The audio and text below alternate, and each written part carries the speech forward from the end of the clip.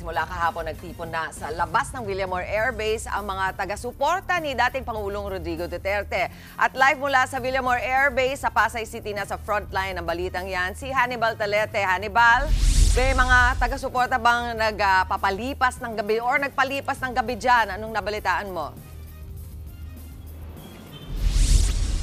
Chiki, magdamag na natili sa labas ng Villamor Air Base ang ilang taga-suporta ng dating Pangulong Rodrigo Duterte at pasado alauna ng madaling araw natapos ang kanilang programa. Pagkaalis ng eroplanong sinasakyan ng Duterte kagabi, nagtakbuhan ang mga taga-suporta para sumugod sa Gate 5. Galit at emotional silang sirain ang steel fins sa gate ng Gate 5. Pero naharang sila ng mga pulis gamit ang kanilang baton. Kahit na nakaalis na si Duterte, itinuloy nila ang programa. Binatikos din nila si Pangulong Bongbong Marcos dahil sa pagkakaresto kay Duterte. Mag-uusap-usap na rin daw ang mga abogado ni Duterte para ayusin ang susunod nilang hakbang matapos ipadala sa The Hague si Duterte.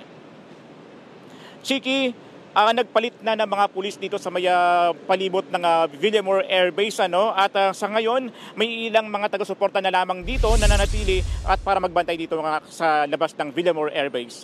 Chiki. Maraming salamat sa iyo, Hannibal Talete.